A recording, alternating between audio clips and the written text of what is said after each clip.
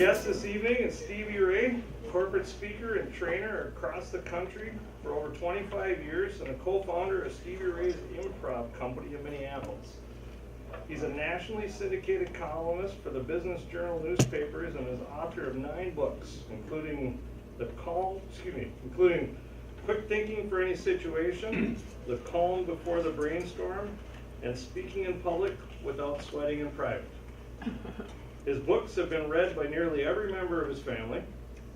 In addition to his work in the corporate world, Stevie is a professional entertainer, has performed with such stars as Paula Poundstone and Weird Al Yankovic.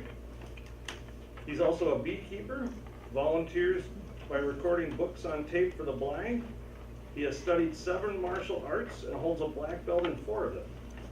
At one point in his career, he was actually the bodyguard for Pee Wee Herman. Please help me welcome Stevie Ray. Hi, everybody. Mr. Fallon, wasn't that a fabulous job? It's not easy to get up here and get the introduction. Yes. So, what we're going to do this evening, we are going to spend some time. I have you till about 10 o'clock. I do that to see who the Lutherans are, because they're the ones going, okay, we'll sit here. That's a religion. We're going to, did you do the wall, the rappelling? You were beside me. Yep. Yes, yeah, we did the double dog dare beside each other. He started probably 3 minutes before I went, and I beat him to the bottom.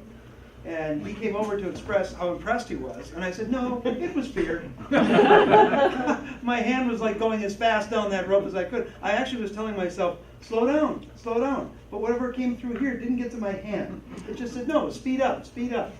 So that was something we don't ever have to do again. What I do is I spend most of my time as a corporate trainer and a keynote speaker. And as Dennis mentioned, I run Stevie Ray's Improv Company. How many of you have seen the TV show Whose Line Is It Anyway? That's improv.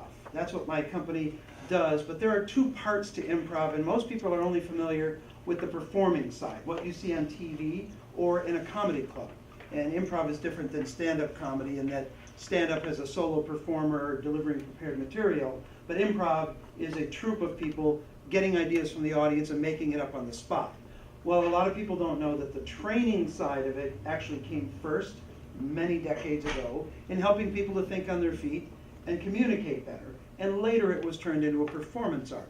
So I spend, my company does the entertainment side, and we have our performance company performs at our cabaret, which is now out at the Chanhassen Dinner Theaters. They're under new ownership, and we've partnered with them for many years. So that became our permanent home some time ago. But I spend most of my time helping people do what we're going to do tonight, deliver presentations more effectively. Now, one of the things about the Family Friends with Scouting and the presentations that have been done up to this point is, as a volunteer for the Northern Star Council, I was asked to examine it. And there are a lot of, there's a lot of research into the art of persuasion and what actually gets people to act in a way you want them to. Many presentations do the opposite. And if you've ever been in an audience where somebody's been trying to get you to do something, you have felt this. If you don't present information in exactly the right way, the brain automatically sets up resistance.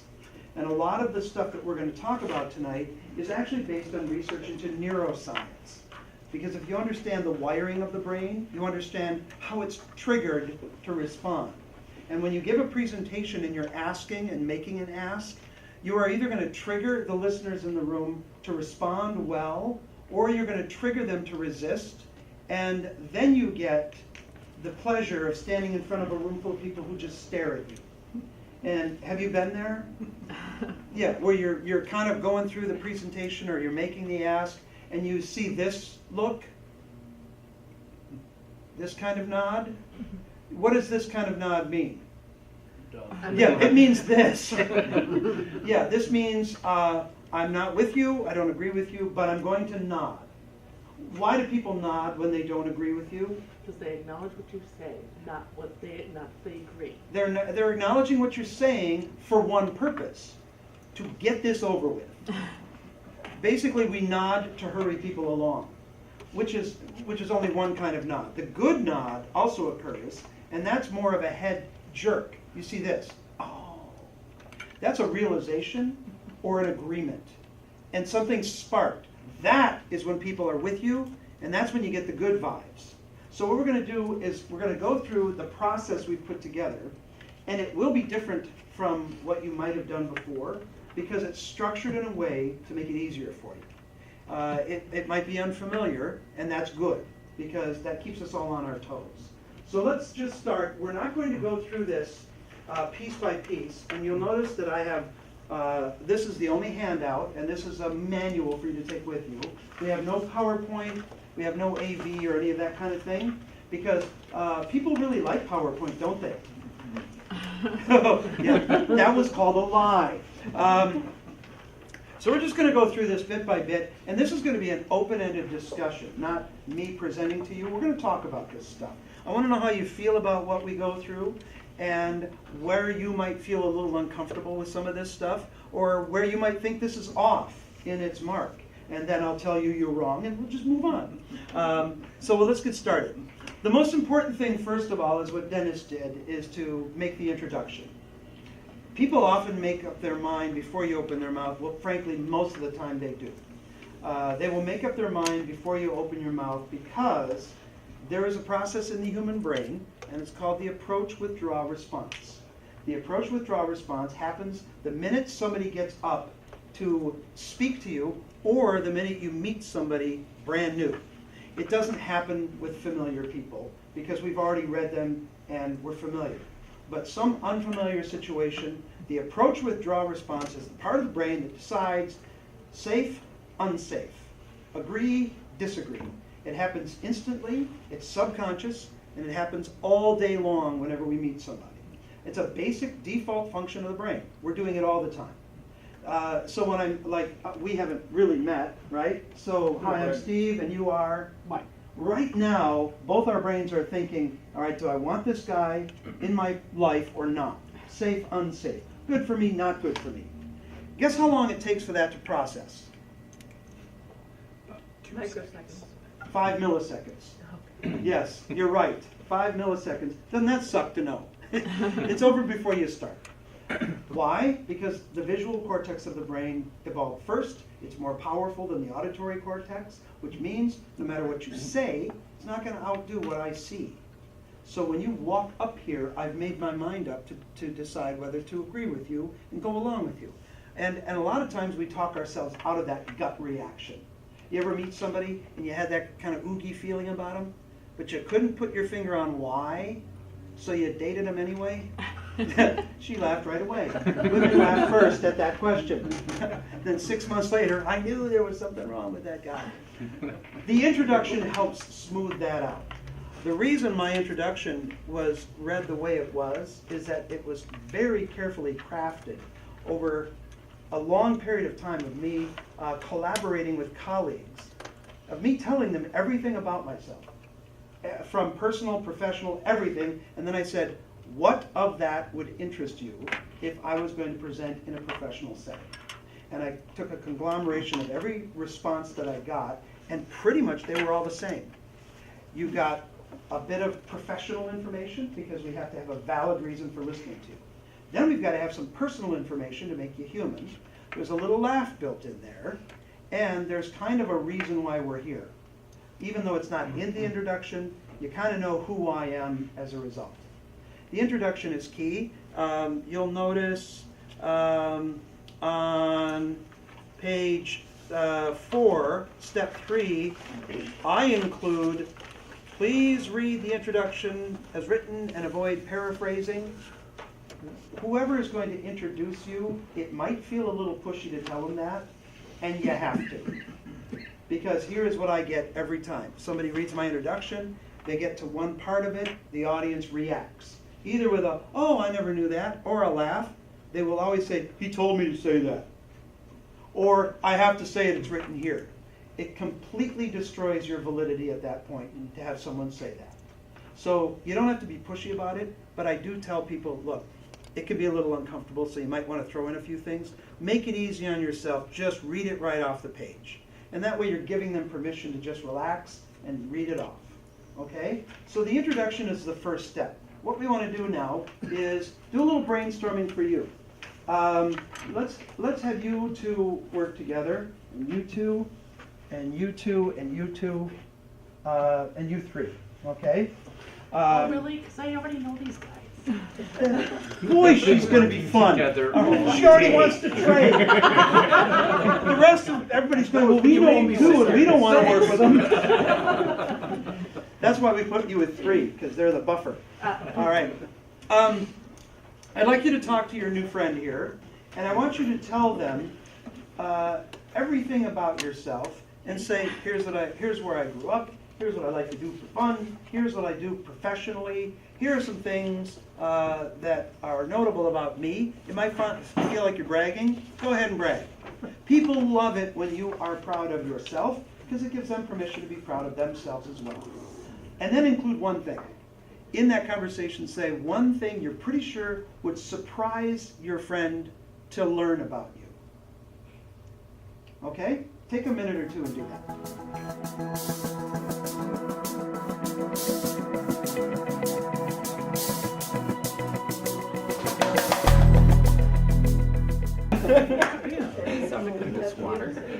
That's something that I would If expect. we're writing down, go ahead and take a few minutes to write down what we're about to do. Okay? Your name, sir? Jacob. Can you tell us a few things about your partner? Just tell the group what you learned. And I want you to react and say, ooh, write that down. And if a majority of the group says, ooh, write that down, we're right. Oh my. If only one, yes, this is going to be a lot of pressure, you know. And if quite honestly, people say, no, that one doesn't really trip my trigger, then you can leave it off. Because this is really personal. It's more about, we're all really here to help each other professionally. So this is a good feedback time. So go ahead and tell us what you learned. Well, this is Hayden Troy. He works for the Boy Scouts as our community relations for Three Rivers and Northern Lights. And he grew up in Minnetonka, the Minnetonka area in Troop 424, where he earned his Eagle Scout a number of years ago. And he's been working for the Boy Scouts for 3 years now, or starting his third year now. He's done some traveling in his life. I didn't catch where to. Where have you traveled? Greece, Italy, Mexico, Spain, a few other places in Europe. So, Okay, keep going. right.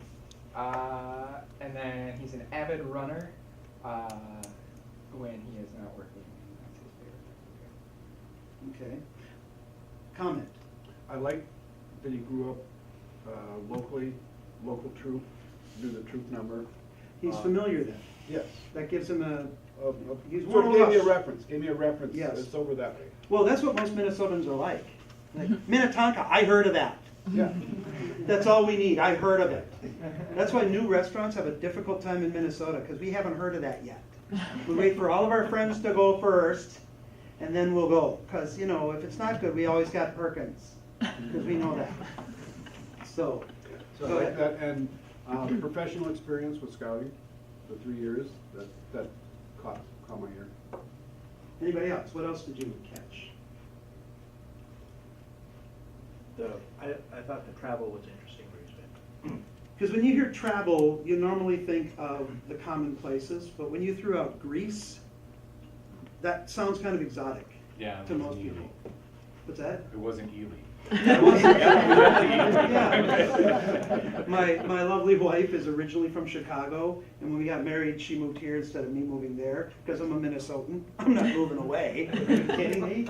So when she moved here, I had to explain to her what the names are for all of our cities, because she asked me, "Oh, you're going up to Duluth." I said, "No, that's Duluth. There's no Duluth, but it's spelled Duluth." And Eli was the other city. So. I like that he's an avid runner. Yes. He takes care of himself. He's Would you normally think that that was interesting to other people? Yeah. Okay, because he's full of himself. Well, yeah. Well, that's good. Did you write those down? I did. Okay. What's one thing that would surprise us to learn about you? Or that you're pretty sure we don't know? For those of you, for all of us that know you. Born in Texas. Wow, I totally did not hear that in your voice. Born in Texas, grew up in Minnetonka. Okay. That adds just a little something. And it doesn't have to be groundbreaking big stuff. It just makes you more human. How many of you have been at a conference or a business thing where the person being introduced, there's just no life to it at all? All you get is a resume. And we don't need just that. We need something a little bit more human. Okay? What about your friend? Haven't gotten that far. Okay. We just want to. And what Same with I, us. what's that? Same with us. Same with you. Yeah, and we don't have a lot of time, which is why we're shortening this quite a bit. So I apologize if it feels like we might be rushing you. We're going to try to fit in as much as we can with the time we have. We're going to learn more from tonight that you can take away and work on. So if you don't complete this, don't expect to. We're using these people as guinea pigs. It was cool to get to know him. Yeah. And what did you learn about this guy? Well, he likes motorcycles, that's a big one for me. Okay. From northwestern Minnesota, which is very unique as well, that he's been in Scouts for a long, long time. He has 2 Eagle Scouts, and one thing that was really cool, been married for 39 years. That's quite a milestone. It is, for her. He's in the She gets an award. That's older than most of these district executives. I like that his career, he's in the sciences, computer science, and that he's stayed at his job for a long period of time, twice long stints, but then last year took a year's sabbatical. I like that. But he's back at it. It was forced sabbatical, but a great one. You don't have to say that. Well, these are things that make people human. I've got a friend who speaks he's in the healthcare technology. So it's what's the word I'm looking for, where they make the machines? Biomed. And he calls himself a refugee from corporate America because he's been fired from more jobs than anybody he knows. And he's happy about it. Huh? So it gives you permission to be okay with it. So, One last thing I'd Yes. like to say is that he reminded me that Sandy and I taught a class at University of Scouting, and he was in the class, so it kind of sparked a thought, and I remembered him. And I remembered that he was sitting right in the center, and he was really knowledgeable, and he was really good. And then I also said, and what was really cool about that class was the 2 women sitting up in front smiled and reacted to it the whole time. It was just an awesome experience. and that's what makes it hard when you get people who don't do that. Right. So one of the things we'll kind of wrap up the introduction part of it with, if you feel a little awkward bragging about yourself, you have to just kind of get over that. And if you have awards or you have honors that have been given to you or recognitions, you've got to have them. I did not want to include a lot of what I have in my introduction, and other people kind of coached me because I'm a member of the National Speakers Association, and these are all professional speakers, and they all said, you got to get over yourself. This is not for your benefit, this is for theirs. People want to be impressed with whoever is in front of them, and they can't do that unless you tell them who you are. So note what is noteworthy about you, and put together an introduction. Mine is just an example, but it follows a flow of professional accomplishments, human stuff, ends on a surprise. And that gets you on. Yes, ma'am? Is there an optimum length of time that an introduction should take, and does that depend on what the occasion is? That's a very good question. There is no real optimum length other than say it and get it done. Mine is about as long as I would ever want it to be. And do not let, and this is a warning, if you're going to show up someplace and you're going to represent the council, don't let somebody say, well, I've taken care of your introduction. Because that happens sometimes. I mean, for me, I've had people say, well, I looked you up on the internet, I've got some stuff about you. Oh my God, they rambled on for like 5 minutes about everything I've ever eaten for lunch. And if you don't craft it, it's not crafted. So say, no, I got it for you, don't worry, right here. So have it about no longer than what I've got. But don't worry about talking about yourself. Questions, comments? Yes? So yours, you've got your professional, because this is a scouting setting, would you say professional equals scouting? Both. Okay, Who you are outside of scouting is just as important. okay. Because if you hold a very good position in a company or whatever, you've got to know that you're more than just standing here representing scouting. Because we're adding some kind of authenticity to you and authority. The fact that you've traveled gives you some sense of authority because you're a worldly guy now. Much more than we would have thought if we just didn't know anything about you. Okay? Good question. Anything else? So go home and craft your introduction, share it with some people, and trust their response. Because we will usually say, no, I don't want to brag on myself. Let them tell you what to say. All right? Let's jump ahead. One of the things that is key is this is a persuasive argument you're making. Most people approach persuasion the wrong way simply because we're not taught how to persuade. We react to persuade. So let's play a little game. I want you to turn to the person that you just worked with and pick person A and person B with you and your partner. A for Alexander. All right. You got that right. That's not the whole exercise. Next week we work on the rest of the alphabet. We didn't want to push it. In that case, you're Z. In that case, you're Z and we're working backwards. Person A, I want you to convince person B to do something. And I want you to pick something you're pretty sure they don't want to do. Like ride a bike to work all winter with no coat on, shave their head bald, whatever. Just pick something really difficult and try to persuade them to do it. I'm going to give you just like 30 seconds to take a shot. Go.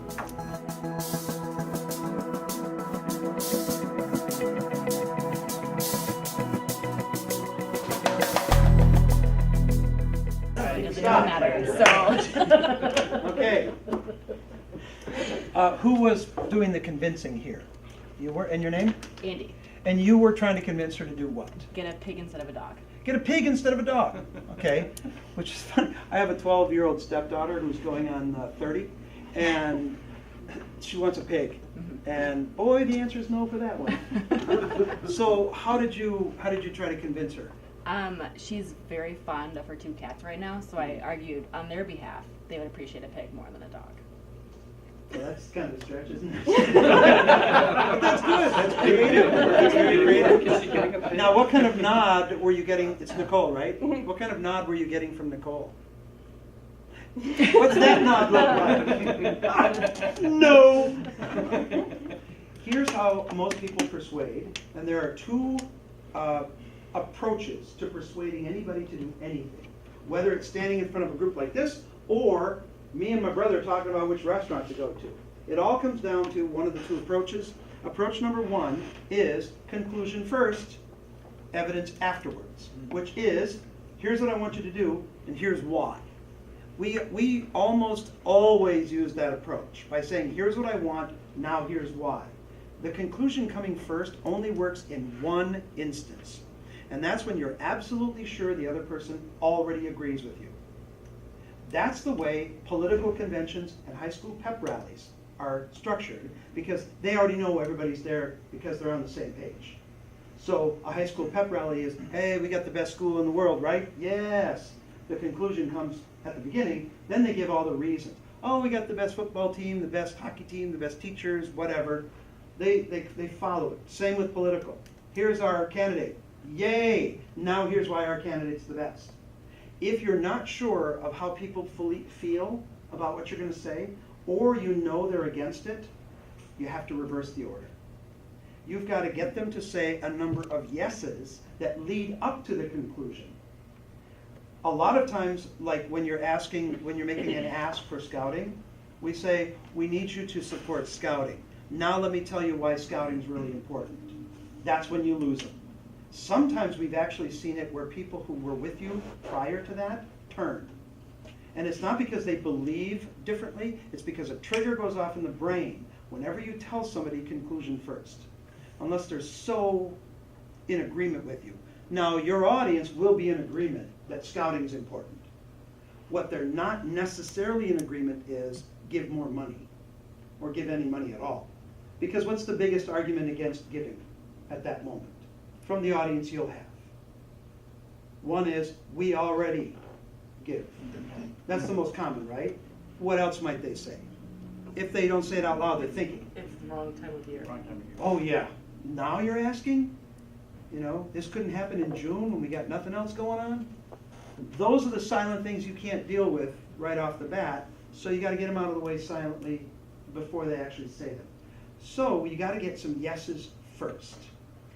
And the funny thing about it, it's the psychology of yesing in the brain, is as long as they say yes a number of times, when the end result comes, it's very difficult to say no.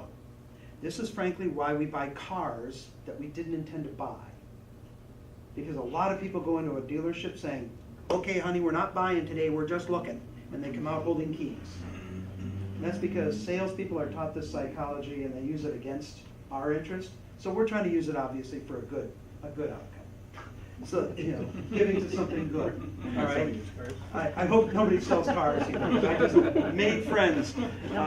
Actually, about a week ago, I did have somebody in one of my corporate workshops who was a car salesperson her whole career and had just shifted to the company I was talking to. And she said, oh no, you're right. We're taught this stuff. Why do you think we sell? You know? So that's what gets us to step number 4. You got to get people to say yes to something. They don't say yes to the end result. They just say yes to anything to start. So the cool thing is to surprise them. And we say, look around the room. How many volunteers do you think run scouting? 42%, 83, 99, 68. And if you can get people to be a little surprised by the actual number, that causes them to listen a little bit more. Surprises help you make your final ask. And the reason the in parentheses, nod, yes, clap, the nod is important. People agree when they nod their head. There's a new bit of research that shows, we used to think the brain was a computer up on top of the head that controlled everything. We've discovered now that it's two-way in a remarkable fashion, is that the brain decides what to think based on muscle movement. Yeah, it's really cool. Try this. A psychologist taught me this once. Next time you're really pissed off, smile in the middle of your anger, and you cannot remain angry. Because the muscles are telling the brain, you're happy now, look what you're doing with your mouth. I tried it, I thought it was bogus. But I said, okay, I'll give it a try. The next time, because I said to the guy, of course I'm still going to be mad. The reason for my anger is still there. She's 12. But I was really upset once, and I thought, okay. I went, crap, now I'm happy. I wanted to stay mad. So. I do it all the time, Laura. Do you? Yeah. Oh, yeah. When I'm on the phone with, when I'm on the phone doing customer service, I'm always smiling because not only does it improve my mood, but people on the other end of the phone can hear it. That's what you're taught. The smile can be heard. Yep. And then because the tone of your voice changes. I work in shipping and receiving, so when drivers come out of the dock, it's always a smile. And what can I do for you? What'd you bring me today? Mm-hmm. What did you bring me? So when you're in a live environment, what you want is agreement. What signals agreement? A nod of the head. So when the head nods, the brain agrees. Now it does go the other way too. If I agree with you, I nod in response. If you get me to nod, I will then agree with you. And what you're empowering is something called a mirror neuron. Mirror neurons are the part of the brain that cause us to mirror physically what the other person's doing. We're a social creature, so we generally mirror, like these 3 guys. Look, 4 guys, right, all leaning back with some kind of cross going on here. And now you. So if you nod your head, imperceptibly, you just nodded your head. Did you know it? Mm-hmm. Yeah, a lot of people in a workshop go, okay, I'm not going to do that. But if you keep your body moving in the right direction by nodding every now and then, that will cause a reaction in the brain to get them to move on that yes train that we're after. Okay? So that's why that nod in there is very important. Grabbing the attention of the room. This follows basically the entire structure that you will see on the cover. Number 4, number 5, that kind of thing. There is a construct to persuasion. And if you don't do it in 5 easy steps, the person listening is not persuaded. And the 5 steps are starting with what's called the hook. What's going to hook them? That's why starting with the ask, well, we're here to support scouting, doesn't hook anybody, because that doesn't really grab you, does it?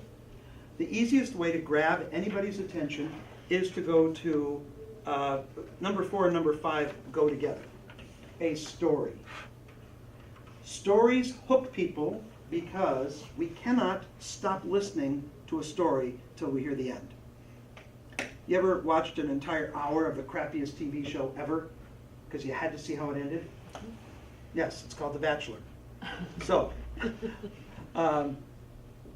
you have to have a good story because a story is more persuasive than any statistic you can ever give. In fact, studies were done comparing a story told by itself, stats and figures by themselves supporting the thing, or a story backed up with facts and figures.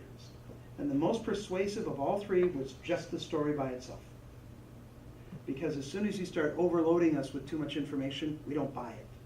So you have to have a story that's going to grab their attention and make your case. The story has to be something that carries the message itself. This is where people make often the biggest mistake, in what kind of story they tell. The example that's given here is on page 5. One summer at Many Point, we had a sailing group activity. If you look at that story, you'll see a very nice structure there. 3 first-year scouts. So we have an image of John, Dylan, and Sean. We get a picture in our head. We see the problem with their experience. None of them have been in a sailboat before. And then they were just turned loose. They were apprehensive. We start to feel a little apprehension about what's going to happen to these 3 little boys that we just met. Then the story ends up okay. And we connect that with the scouting experience. Here's a bad story. And I'm not using anybody's, I'm just making one up right off the top of my head. Hi, my name's Stevie Ray, and I've been a Boy Scout. I was a scout when I was younger, and I got a lot out of it. And I actually grew up in Rochester, Minnesota, where I was a scout. And one day we were out, and I was with our scoutmaster and a small group of kids, and we really learned how to get along from that experience. Because some of us didn't get along, but we got along after that. So scouting is really important. Now, what do you feel is wrong with that story? That you don't know how to talk. Yes, first of all. But what else is wrong with the story just in itself? What's it missing? Some details. Yeah, you're not really living it, are you? There's no heart. There's no heart. There's no details. And that's where it's tricky. You have just enough detail, and then you got too much. You know, we've all had one of those kind of moments where you want to say, that detail didn't need to be included. What else is missing? What's the lesson? Not really. It's got to be very specific. And here's a good story. A story that happens to a person, and as a result of that thing happening, a lesson was learned and a life was improved in a specific way. Notice how I had no specifics about what really happened in my story. Now I can pull one from reality and say, okay, when I was and now I'll tell you a true story. My scout troop was 110 to 120 boys strong. Yeah, it was crazy. We were a moving army. And so we had between 10 and 12 patrols, and each one had 10 kids in it. So when you were a patrol leader, you had an assistant patrol leader, and then you had a junior assistant scoutmaster and a senior patrol leader, and it was a structure. And it was meant to help us learn how to get along in a big environment like that. And I was a patrol leader. And one of my kids, Bill Barton, I didn't like Bill. Bill was one of those kids you didn't want in your patrol. And there's nothing wrong with him, there's something wrong with us. You know, it's just oil and water, we didn't get along. So I went up to my scoutmaster and I said, sir, can I have Bill transferred to another patrol? Because he's a problem. And he said, well, what's wrong? Well, he doesn't do this, and he doesn't do that, and he's never on time, and he doesn't get his badges, so it holds our whole patrol back, because we had patrol of the year. I don't know if anybody else does that, but we had, our patrol of the year got to go to the boundary waters, you know, all that cool stuff. So it was fight or go. And he said, okay, there's going to be people in your life who bug you, and you're going to blame them for you not achieving. That's not how the way life works. So I'm leaving Bill in your patrol. You're the patrol leader. Your job is to make it work. That's your job. Make it work. So I was stuck with Bill. I had him over to my house for some sleepovers so we could get to know each other better. We didn't become best friends, but we made it work. And to this day, in any work environment that I'm in, I now know that if I don't get along with somebody, that's called life, and we make it work. And I don't blame that other person for being who they are. Now, that's a personal story of mine. What would have made it even better is if I could tell it about somebody else that we could all identify with. Your story can be personal and it can be about you. It's usually better if it's about somebody we can identify with who's not you. So this might take you out of stories you've already told. This is a little bit different way of approaching it. But the story is the key to the whole thing. And if you don't have a story to tell, it's not compelling. So I want you to take a few minutes, and without talking to your partner, I want you to think about a kid that you know who had an experience specifically that resulted in a lesson and a life that was improved. Okay? Just take a few minutes and think about that.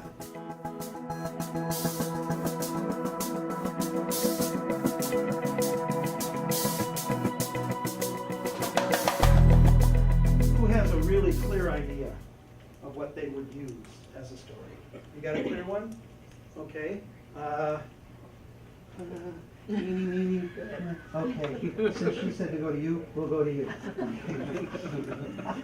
What would you use? Scout in the troop, Life Scout, and leaders going to Philmont for leader training. And in that capacity, a leader can bring their own children, but they can also bring one or two, up to a certain number of scouts to come along as well and participate in a week-long program that leaders' children can participate. Mountain Man Trek. It's only a 6-day trek versus the normal 10-day trek. At any rate, that I was the leader, one of the leaders who went for training, and there was one boy in particular. There were two boys from our troop who went in that capacity. And this boy was not my son, but another boy. He was a Life Scout. He went on the Mountain Man Trek. He was mostly a quiet boy, but he was slowly progressing towards his ranks. His parents happened to be the ones who picked us up at the airport when we got home. The kid never stopped talking. He was a kid who hardly ever talked, but he was so pumped up. He had such a great experience on this Mountain Man Trek, because here he was a Life Scout, really unsure whether or not he'd ever be able to make Eagle, and he had been put into a crew for this 6 days with boys who were mostly Eagle Scouts. And here he and his buddy, they were both Life Scouts, and he discovered that decisions that the group would have to make, or even individuals, that these Eagle Scouts were making decisions, and he said, I would make the decision myself in my own head first to see what would I do, and then I discovered that they would make the same decisions, and that was really, he didn't use the word reaffirming, but he says it really gave me confidence that I could make good decisions. And so that was just one example, but he came back from this 1 week at Philmont a changed boy, and he didn't, of course, go on to become an Eagle Scout. So, to structure a story like that, you look at a good movie or a good TV show, and there's always the structure of introduce the character, introduce the tension and the problem, and when does the problem get solved, and what's the result of the problem being solved. And if the story and we've all turned off movies or TV shows because we just can't follow it that well.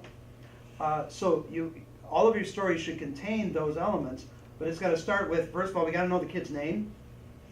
Because if it's a Life Scout, there's no, and we gotta get a picture of this kid. And this is where you get to fictionalize a little bit, because we are creating, I use the real name of this kid, because who's gonna know? Bill Barton. You're gonna say, I work with him. Yeah, he sucks at work too. Bill Barton. Now, if I'd done it, if I'd actually I just pulled that off the top of my head, but if I were to write that story out, I would describe him a little bit, because we have to feel these characters. There's this kid, Bill Barton was in my troupe. He was one of the ones that are a little bit shorter and not as athletic as the rest of the kids, so he couldn't keep up. He had brown curly hair, and he was always a little bit rumpled, the kid that doesn't quite have the uniform. Then we're getting a picture of Bill Barton, right? And he had that whiny voice that sometimes bugs you. And it's like, Steve, can I be in your canoe? Now we know Bill, right? Now we're feeling it.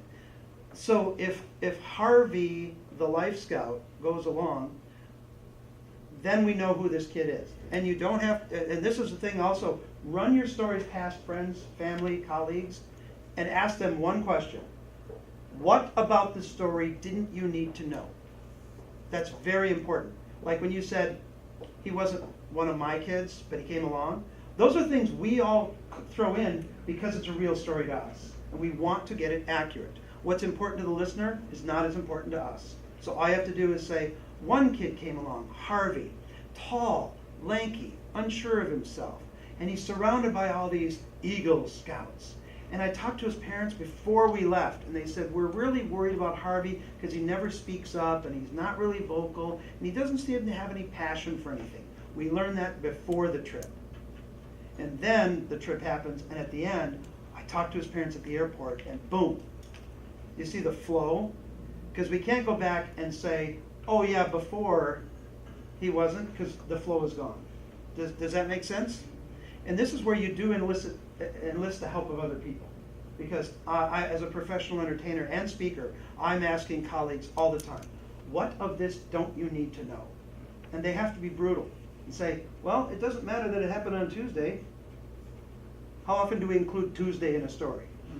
Why? Because it happened on Tuesday. How many of you have had this?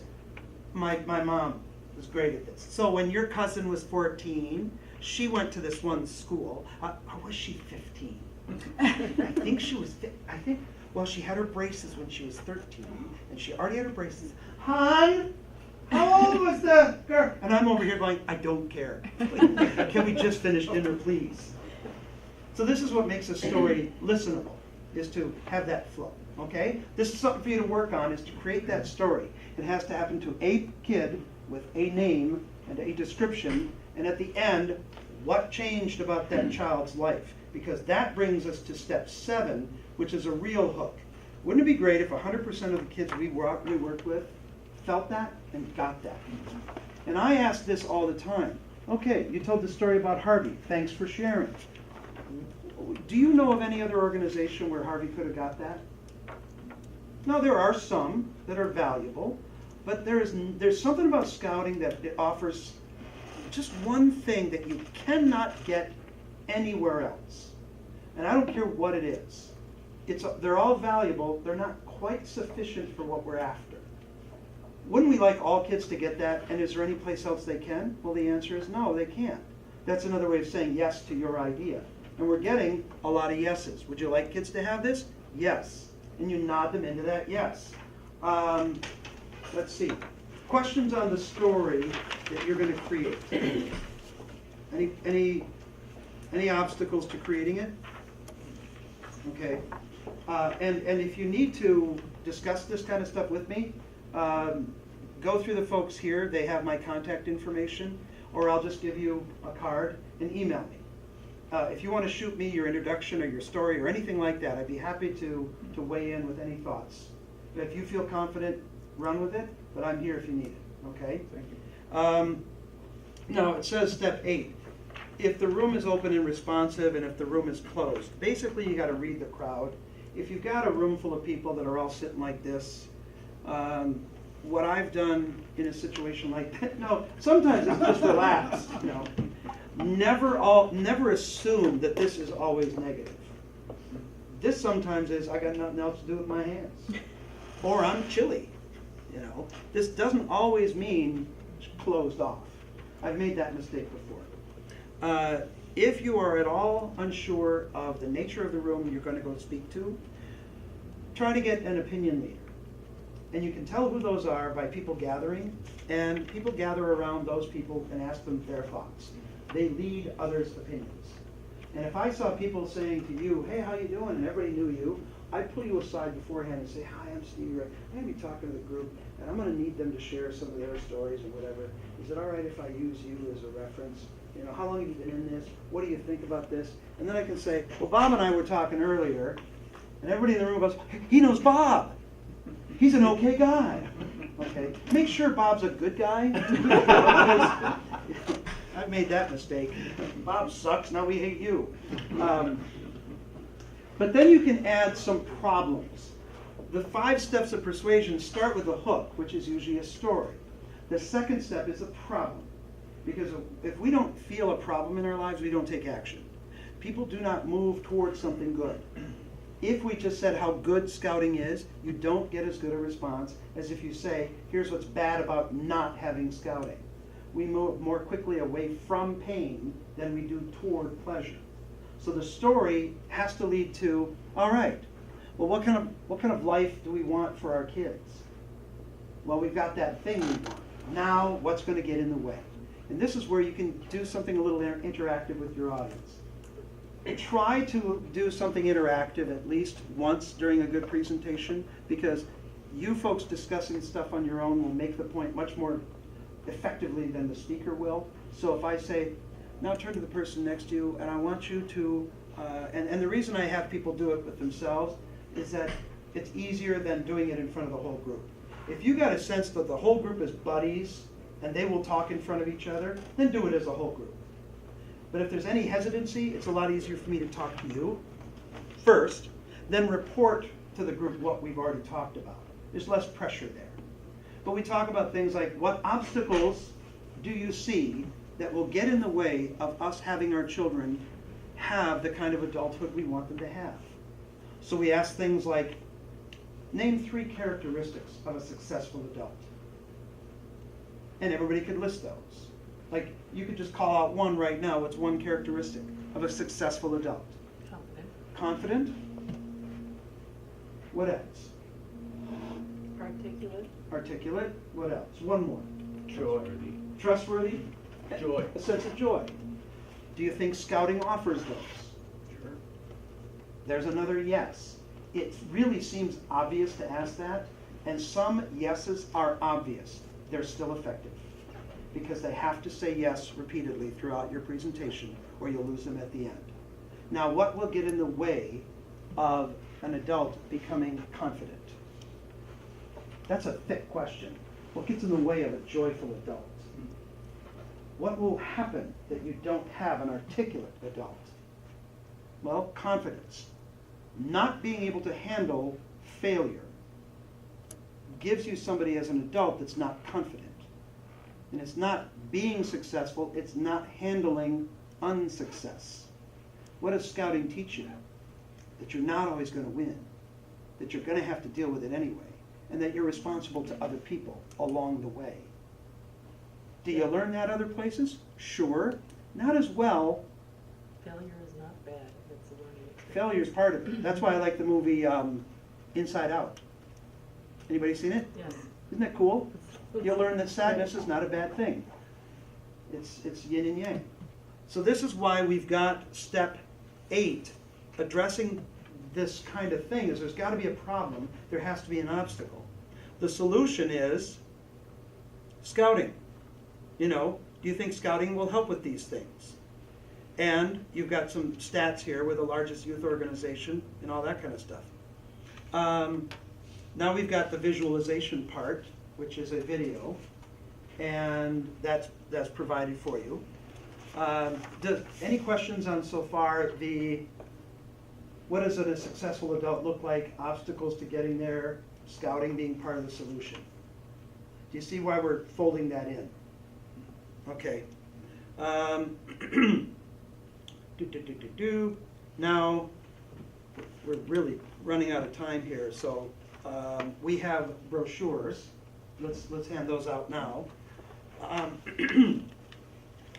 The video script there shows you what, you can just read that on your own. That'll show you what's going to play on the video. A video is important because it provides familiarity and support to what you say. And basically the 5 steps of persuasion, we've covered a few of them already. The hook is your story. The problem, you detail it. The solution is scouting. The 4th step of persuasion is the details. That's really the shortest part of the conversation. How and what and all that kind of stuff. The 5th is the most difficult for people, and that is the action. Most people end persuading people by saying, so think about and consider. Thinking about and considering things is not action. You see this in TV commercials. TV commercials used to say, next time you go to the doctor, think about blank. Now what do they say?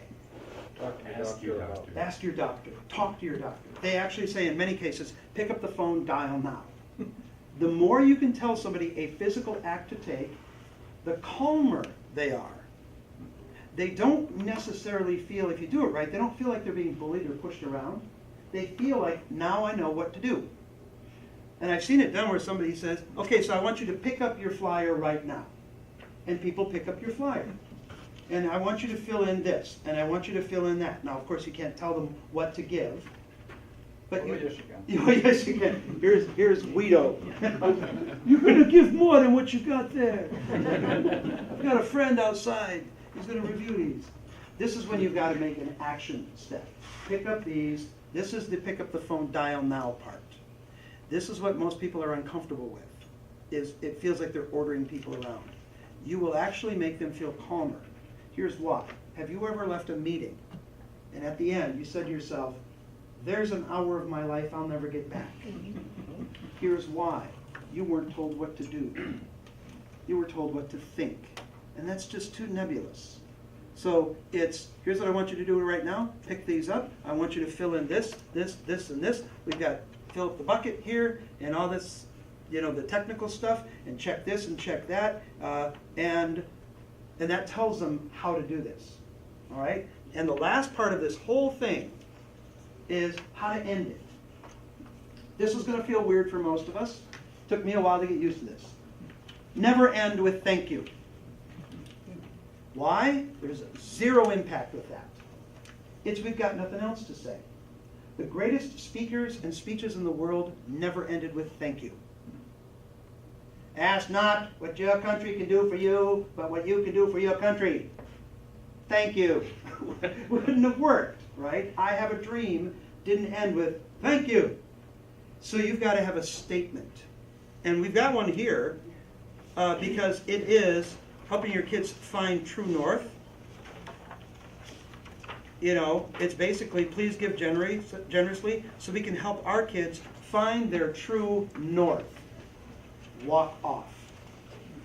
They will applaud because you're leaving. Not because you're leaving, yay, Bob's gone, but because you're done. And they know. And you've given them the one thing you want them to remember. Help our kids find true north should be the last words out of your mouth, because that has impact. And you don't diminish it. That's one thing I hate about all the presidential speeches.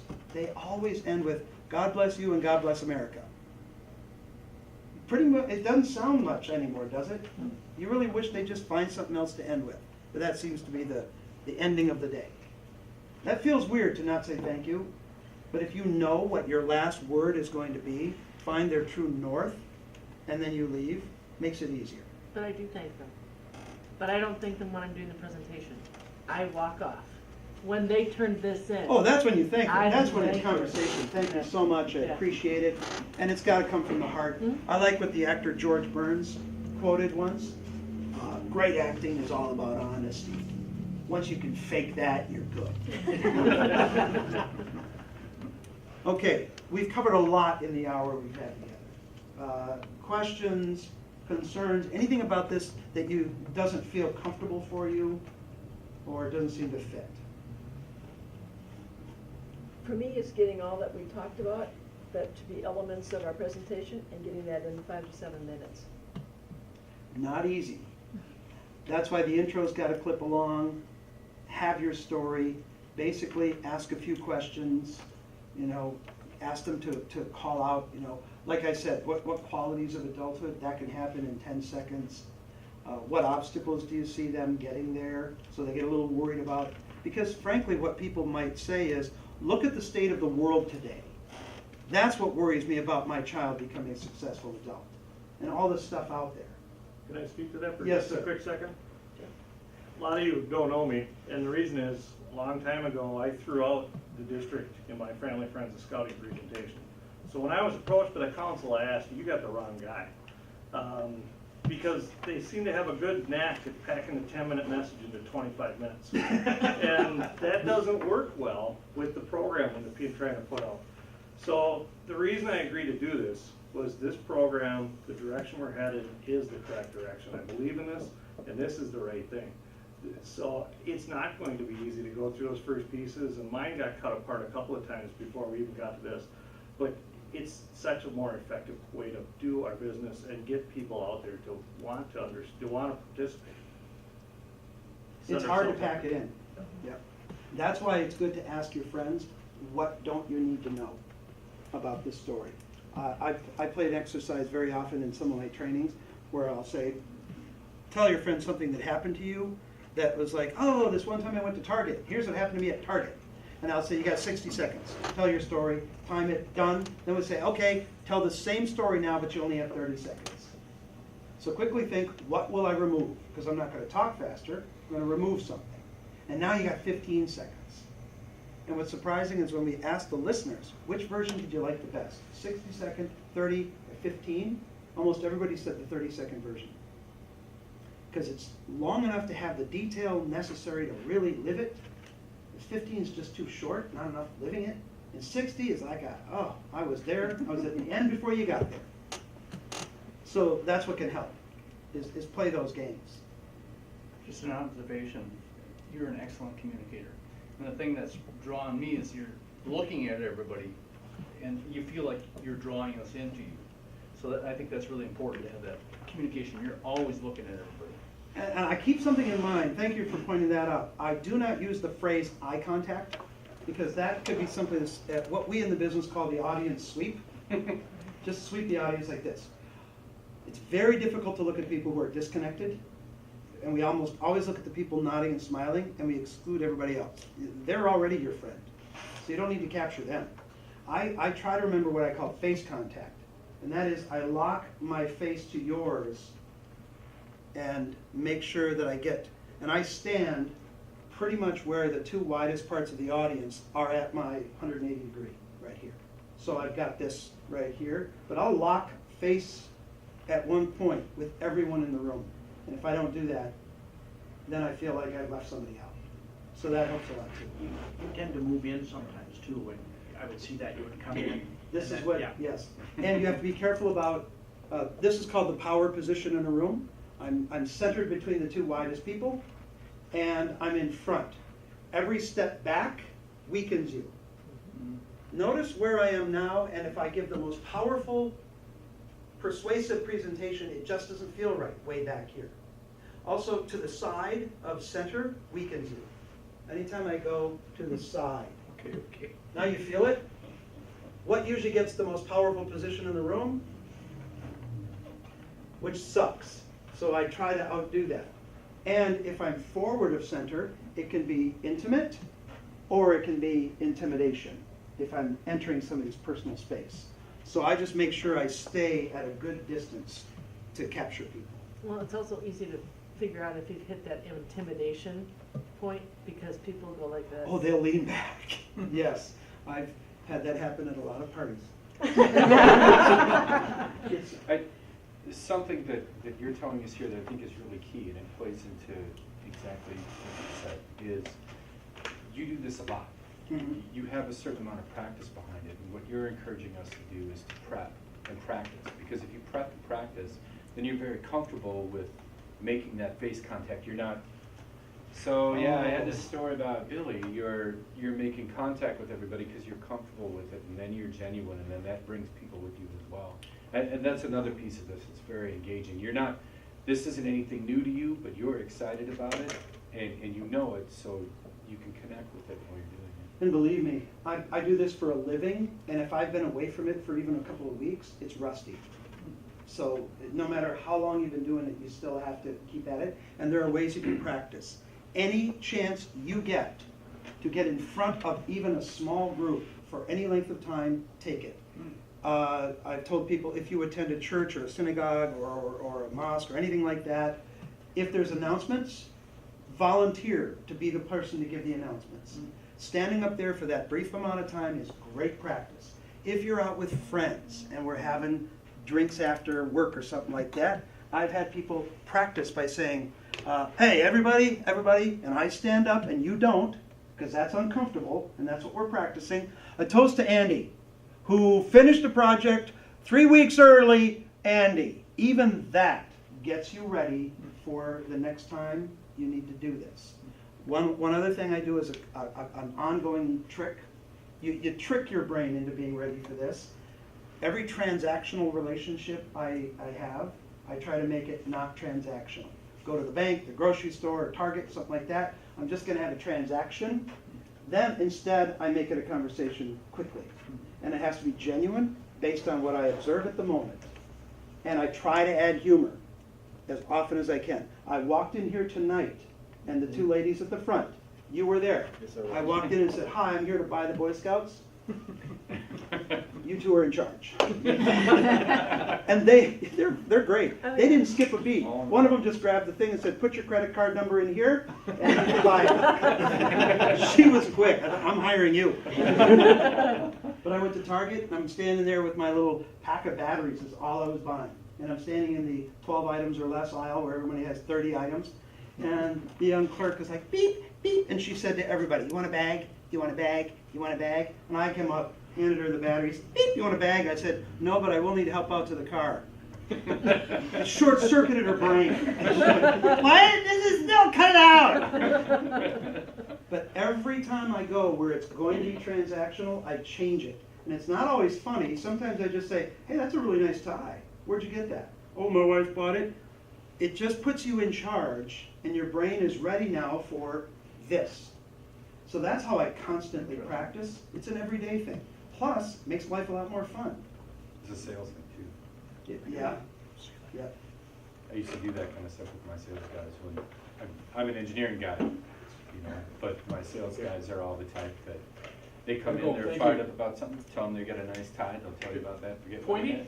Grab it. I'm sorry. Grab, are they supposed to grab something? Yep, just grab one of each at the end of the table, the bucket and the packet, unless you have it already. Got it. One of these, and these. Sorry to interrupt, Oh, sir, no worries. but you're in engineering? So, I'm in engineering, but my sales guys, they always get wound up about something and they're in your office, oh, your guys aren't doing this, blah, blah, blah. And my sales manager always thought he was a type A, he was a type B. And I'd look at him and say, it's a nice tie. Yeah, my wife gave this to me. I got it for Father's Day. And all of a sudden, 5 minutes later, he's like, What did you do? You did it again, didn't you? Yes. Yeah, I did. Yeah. My brother's a mechanical engineer. Oh, don't come to my house for Thanksgiving. I've stopped asking him how work is, because he'll tell you. You don't want to know from an engineer how work's going. So that's a very good point. This constant practice, it's very easy to do. Okay? Does anybody have any concerns about doing this, about standing in front of a group and actually making this happen? I'm kind of a wallflower. Oh, I could tell. I'm going to draw you out of your shell. I find it interesting you have such great success. You go to another one, and it's utter failure. It's very frustrating. You look in the audience, and it's like, who are you, and why are you here, and please leave. Here's why that often happens, is a pre-formed presentation. And that will require the luck of the draw. And if you have a pre-formed, and this is what I'm going to say every time, get ready for failure. I'm very improvisational because that's my profession, but it's also because it's effective. And when I go do a presentation, none of my workshops look like the other. They're all different based on the group I've got.